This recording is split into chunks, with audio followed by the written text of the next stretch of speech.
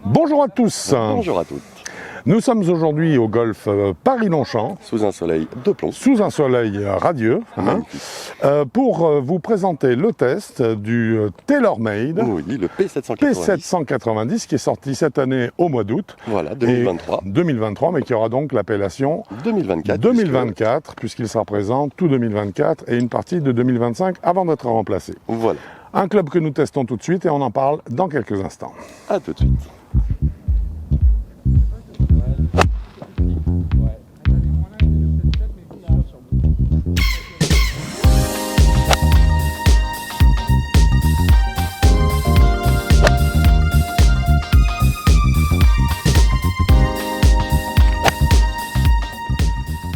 Eh bien, ça y est, C'est fait. c'est fait, Quentin, ce texte est dans la boîte. Nous allons donc pouvoir parler de ce P790 Tungsten modèle 2023 de chez TaylorMade. Alors, on peut avoir l'impression que ce 790 revient souvent, mais en fait non, il suit Tous les totalement, voilà, 18 mois pour le renouvellement des gammes de fer, 24 mois pour les renouvellements de gamme de bois. C'est normalement le rythme de production, voilà, de croisière de la plupart des grands fabricants, donc TaylorMade n'y échappe pas.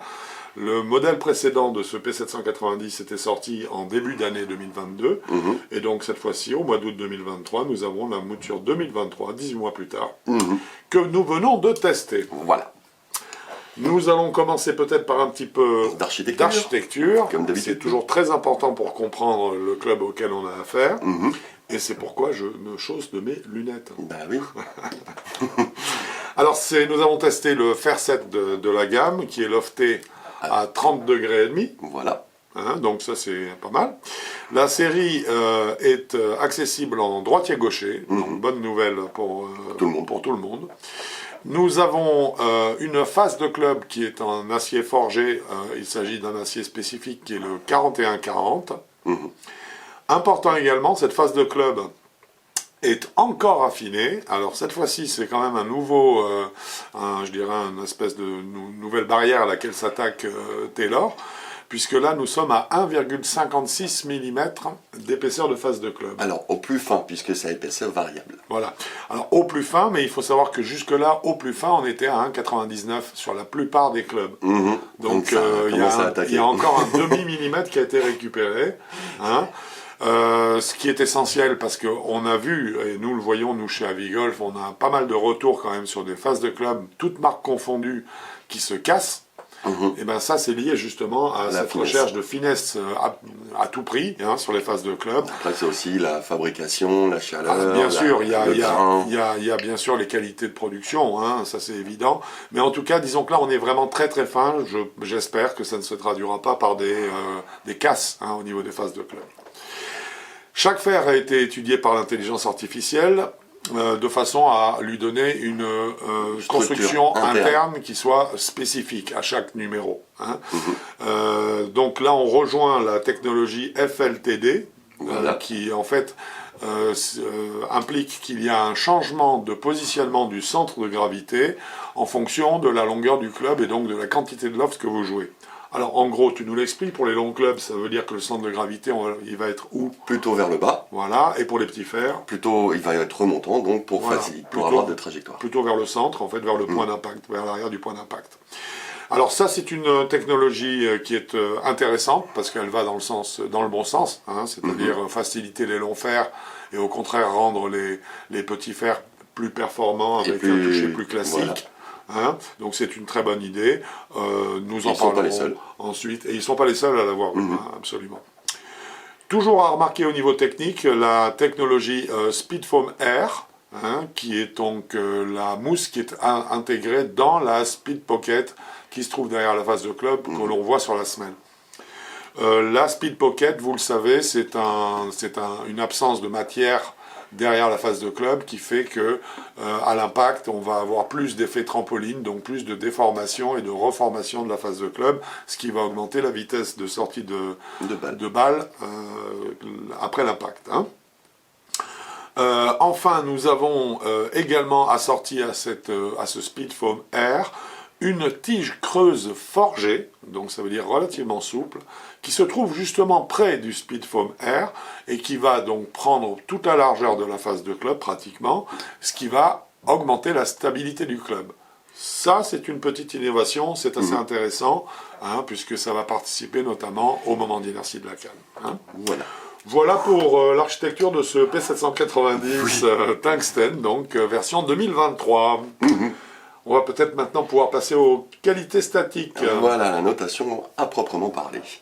Donc maintenant, les qualités d'abord des matériaux. Oui, qualité des matériaux. Donc on a décidé, avec les qualités des matériaux, de rajouter dans la qualité des matériaux une petite nouveauté qui s'appelle l'innovation. Donc il y a un point pour les qualités des matériaux et un point à prendre s'il y a des innovations dans les clubs. Exactement. Là, concernant la qualité des matériaux en soi, rien à dire. Les ajustements sont bons. On l'a vu tout à l'heure, une face forgée en 41-40, c'est très bien. On sent que le club va durer longtemps dans l'avenir. Oui, parce qu'il est aussi d'une conception qui est relativement simple. Hein, ça n'est pas un gros machin trafiqué avec des parties greffées dessous, dessus. Non, c'est très sobre. Donc en fait, qualité des matériaux, là, il n'y a pas de problème. Le point que le club pouvait prendre, il le prend. Côté innovation, par contre...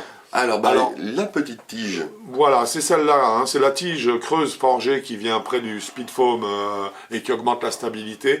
C'est une innovation.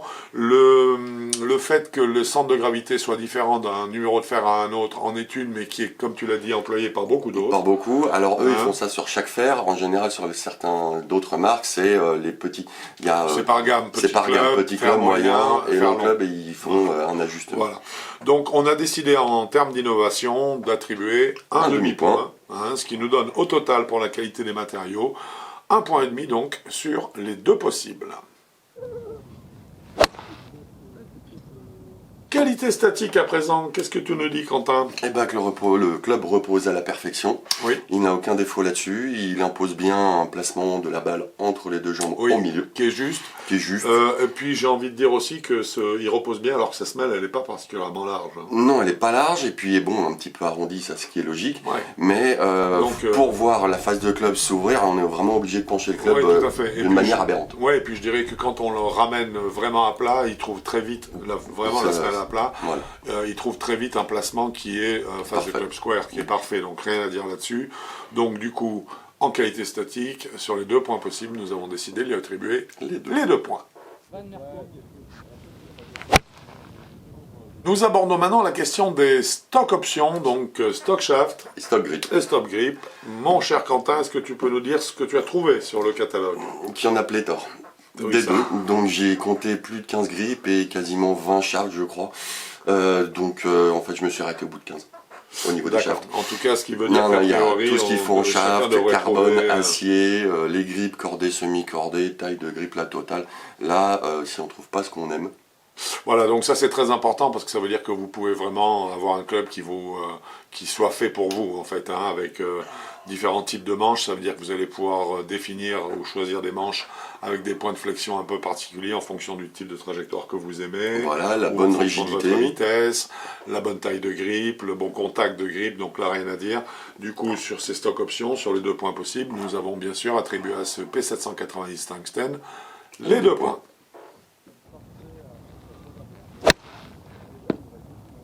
Alors mon cher Quentin, maintenant on va rentrer dans le dur. Voilà, dans le dynamique. On va attaquer le dynamique. Donc dynamique, on va commencer, par la stabilité et le moment d'inertie par exemple. Eh bah, je trouve que la stabilité de ce club est assez hallucinante. J'ai été très surpris et elle est excellente. J'ai beau essayer de décentrer, le club ne vibrait pas. Il restait vraiment le moment d'inertie. C'est dommage qu'on n'ait pas des chiffres là-dessus parce que là, il serait sûrement énorme. Non. C'est dommage parce que ça nous aiderait bien sûr à confirmer totalement ce que l'on dit.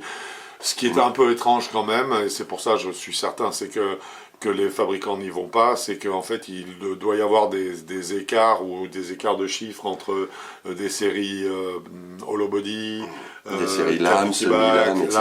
Donc, qui doivent être telles.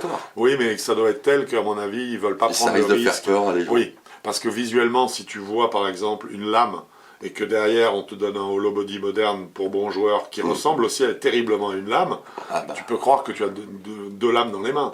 Ouais. Le moment d'inertie ne sera pas le même du tout. Voilà. Tu comprends? Donc il n'empêche que là, j'avoue... Donc je pense que c'est pour ça, parce qu'on n'a pas d'infos. Hein. Non, donc, on en a clairement. Et puis il doit y avoir plusieurs moments d'inertie, style de moments Alors d'inertie. il y a en plus trois types de moments d'inertie. Donc après, ça veut dire qu'après on peut être un peu complexe. Exactement. Donc quoi qu'il arrive, on a beau décentrer, ça vibre pas. Oui. La balle part. Félicitations pour ce beau moment d'inertie. Rien à dire là-dessus, absolument. Très bel équilibre du club. Moi, je dirais dans l'ensemble du swing, hein, on le ressent l'impact, mais dans l'ensemble du swing, on a une canne qui est très saine dans son déplacement. Ouais. Donc sur les 2 points, eh ben, elle en a pris combien? Les 2. Eh ben 2.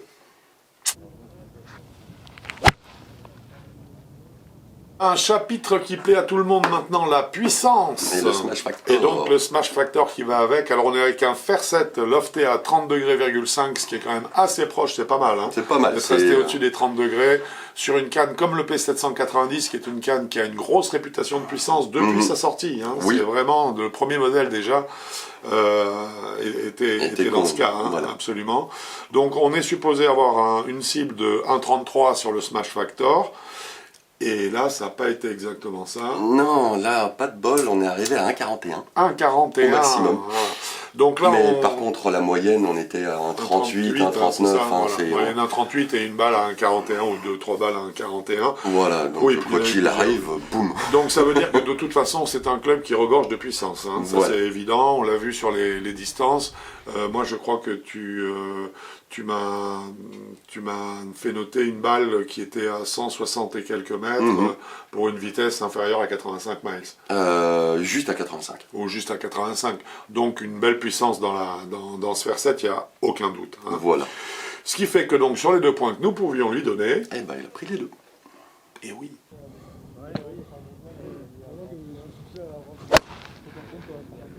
Nous abordons la question du spin à présent. Ah, t'as changé ton intro.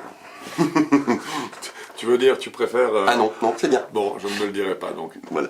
Donc, spin. Alors, la moyenne de notre séance est à 5800 tours. Alors, bien sûr, on a pris sur les meilleurs coups. 5760, je crois. On a arrondi. 49. Voilà, ou 49, 50. Donc, on a arrondi, effectivement. C'est un taux de spin qui est logique. Oui, mais qui est un peu bas. Hein, puisque normalement, le taux de spin pour un Fairset, normalement, c'est 7000 tours. Donc là, on est quand même 1200... 1250 tours plus bas. Voilà. Et bien sûr, on a pris tous les bons coups que nous avons faits et tous les coups d'essai, enfin les coups décentrés, on les a sortis de l'équation puisque ça n'avait absolument rien à faire là-dedans. Alors par contre, là, il y a un petit peu à dire parce que le fait que le taux de spin soit un peu bas, par contre, ça donne aussi une belle trajectoire de balle et ça donne des belles puissances. Oui. Hein, c'est l'avantage de justement. Ouais, si tu mets trop de spin, ça perd un petit peu en distance. Tout de suite, ça perd en distance parce qu'elle elle vole trop, elle monte là-haut et puis elle retombe avec un descent angle qui est pratiquement vertical. Vertical, exactement. Donc en fait, c'est un taux qui est trop faible. Qui, voilà, pour nous. Légèrement. Parce que on verra par rapport au public visé. Voilà, c'est là où c'est quand on va définir la gamme que ça va avoir vraiment toute son importance. Oui. Pour l'instant, en tout cas, sur les 2 points, du coup, nous, ce qu'on a fait, c'est qu'on a décidé de lui attribuer 1,5 point. 1,5 point pour le spin, hein, du fait de ces 1200 tours théoriques qui ne sont pas là, voilà, en fait, et qui manquent peut-être. On en parlera plus tard. Le plus important de tout, en fait, hein, c'est ce dont on va parler maintenant, c'est la trajectoire de balle. Voilà. Hein.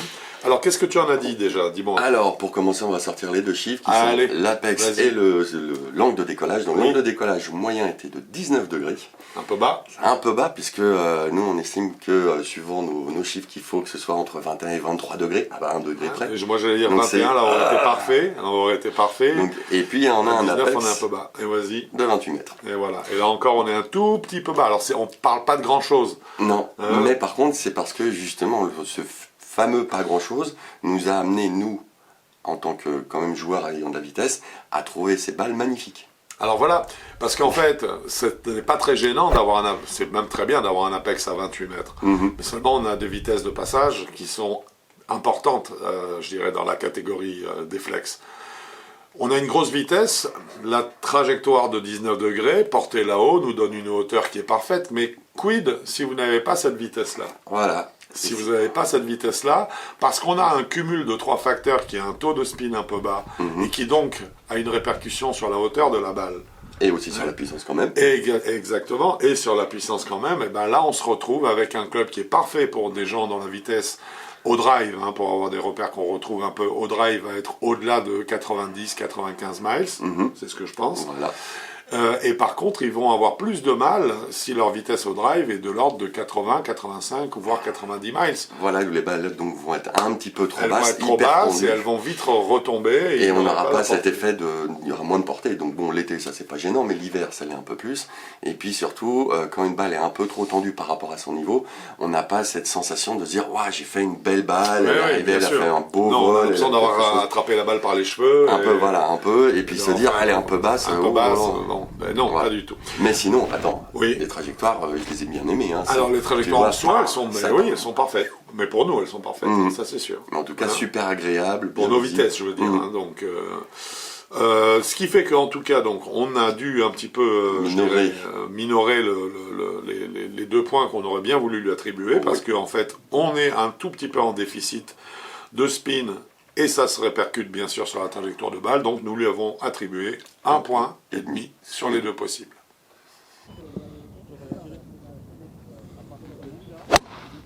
Et maintenant, le feedback, le retour d'information. Alors, le retour d'information qu'on a dans les doigts, mais aussi dans les oreilles, puisque le son fait partie intégrante du feedback. Et donc, on l'intègre maintenant, cette partie sonore. On ne le laisse plus. On l'a traité notamment au niveau de la qualité des matériaux, je crois, où on en parlait comme ça. Là, ça y est, c'est intégré dans le feedback. Nous en tenons compte d'une façon très spécifique pour notre notation. Voilà. Qu'est-ce que tu dis donc, en termes de feedback? Alors, pour moi, le feedback n'est pas parfait. C'est un club creux. Quand même. C'est un hollow body. C'est un hollow body, donc je vais pas trop le critiquer là-dessus. La seule chose, c'est qu'on sent des zones d'impact, mais pas le point précis où on la touche. Donc c'est un petit peu difficile de savoir si on a touché plus ou moins loin du centre, vers la pointe ou vers le talon. C'est vraiment, il y a 3 zones. Après, quand le contact reste quand même très agréable, je crois que c'est cette barre en acier qui est derrière, en forgé, qui est très bien, parce que justement, on sent qu'il y a de la solidité dans l'impact, on sent que le club est franc et pur là-dedans, mais il n'arrive pas à parler vraiment. Donc, alors il faut dire que la sonorité est un petit peu trompeuse aussi, parce que des fois tu m'as dit, dis donc, si tu l'as bien prise celle-là, je te disais pas du tout. Bah non, et des fois je la prenais pas bien, et toi tu me disais, tu l'as pas bien prise, bah c'est bien prise. C'était un l'inverse, mélange. on avait du mal, parce que en fait la sonorité ne nous donnait pas d'indication sur la qualité du contact. Non. Donc ça c'est un petit peu ballot. C'est un petit peu dommage, mais le son n'est pas désagréable pour autant. Le son en soi n'est pas désagréable, mais simplement il y a une évolution logique quand on la prend à la pointe où il y a moins de masse, ou quand on la prend dans le talon où il y en a beaucoup plus.